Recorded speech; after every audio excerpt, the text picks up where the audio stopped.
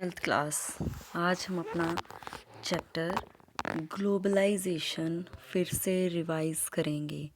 आप सभी ने मोस्टली एक या दो बच्चों को छोड़कर ग्लोबलाइजेशन की एक डेफिनेशन मैंने आपको कहा था, सभी ने नेट पे से एज इट इज़ उतार के लिख दी। जो भी आपको समझाया गया था वो कुछ भी आपने नहीं लिखा। सबसे पहले ग्लोबलाइजेशन क्या है? मतलब होता है movements of goods, services, currency, people from one place to another place in the world. पूरी दुनिया में वस्तुएं, सेवाएं, पूंजी या व्यक्ति जब एक जगह से दूसरी जगह तक मूव करते हैं या घूमते हैं या जाते हैं या आते हैं, उस चीज़ को हम वैश्वीकरण कहते हैं। आप सभी ने नेट खोला, डेफिनेशन लिख दी, ये तर्क पर्क, वहाँ से वस्तु विनिमय, आदान प्रदान, पता नहीं क्या क्या।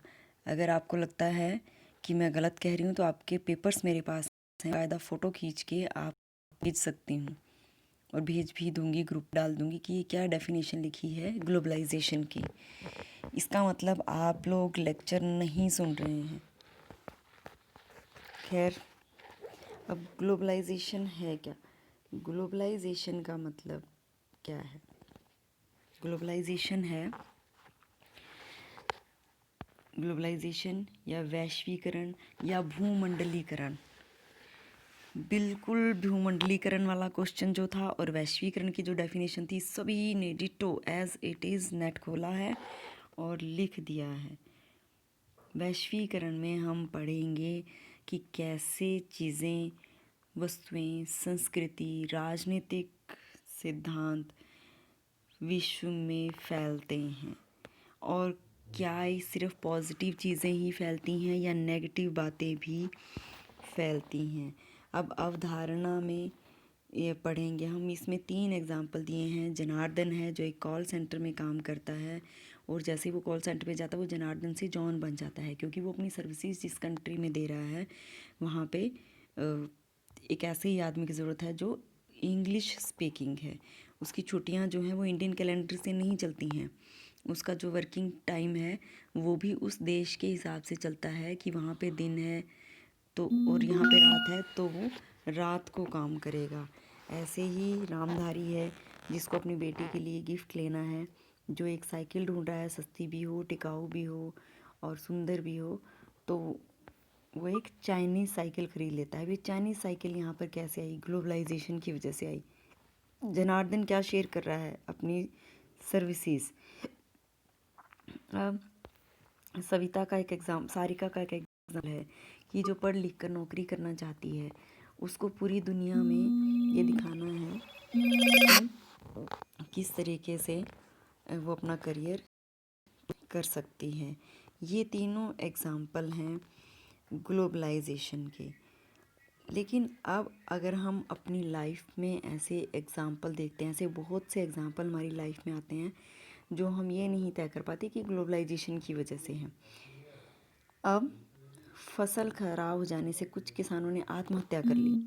ये क्या है? ये ग्लोबलाइजेशन का नेगेटिव इफेक्ट है कि उन्होंने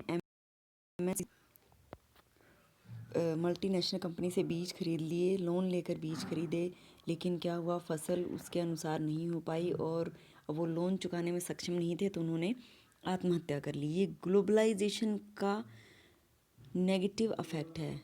एमएनसीज क्या होती है? मल्टीनेशनल कंपनीज होती हैं जो सभी देशों में अपना सामान बेचती हैं। और ये किसकी वजह से है? ग्लोबलाइजेशन की वजह से। यूरोप ने स्थित एक बड़ी कंपनी ने प्रतियोगी कंपनी, बड़ी कंपनी को भारतीय कंपनी ने खरीद लिया, तो वहाँ के लोगों में विरोध है। क्यों है? उनको लग रहा है कि हमारे एंटरप्रेन्योर्स पर, हमारी इंडस्ट्रीज़ पर कहीं भारतीयों का कब्जा ना हो जाए।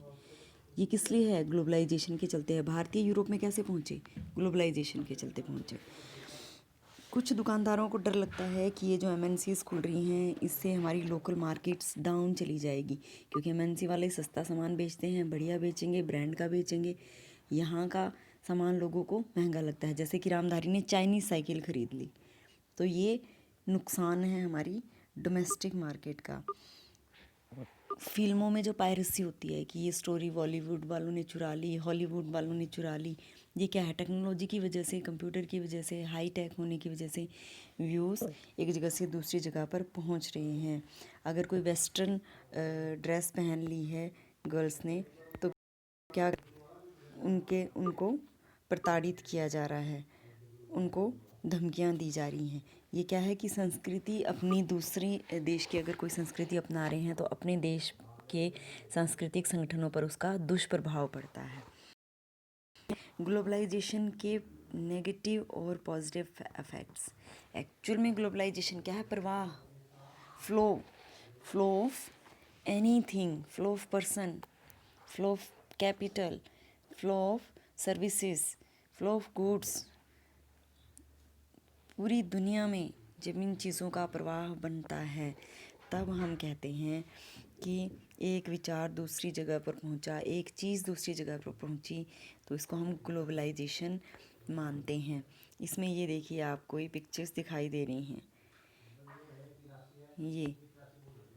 ये सारी आपको ग्लोबलाइजेशन शो करती हैं। कैसे है कि यहाँ पे फर्स्ट और सेकंड में ये विरोधाभास की है। इसमें दिखाया है कि इंटरनेट के ज़रिए, ये सेकंड पिक्चर में विरोधाभास है, यानी ये बिल्कुल ही बैकवर्ड है और नीचे बिल्कुल ही हाई टेक है। ये इंटरनेट के ज़रिए आप बैठे हुए कहीं भी कुछ भी देख सकते हैं।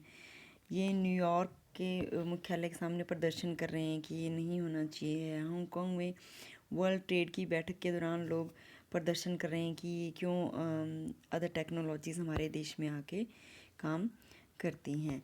तो ये हमारा है वैश्वीकरण क्या होता है, इसके पॉजिटिव इफ़ेक्ट क्या हैं। 3 इसमें एग्जाम्पल दिए गए हैं। अब हम वैश्वीकरण के अलग अलग रूपों के बारे में पढ़ेंगे और कारण क्या हैं वो हम नेक्स्ट लेक्चर में पढ़ेंगे।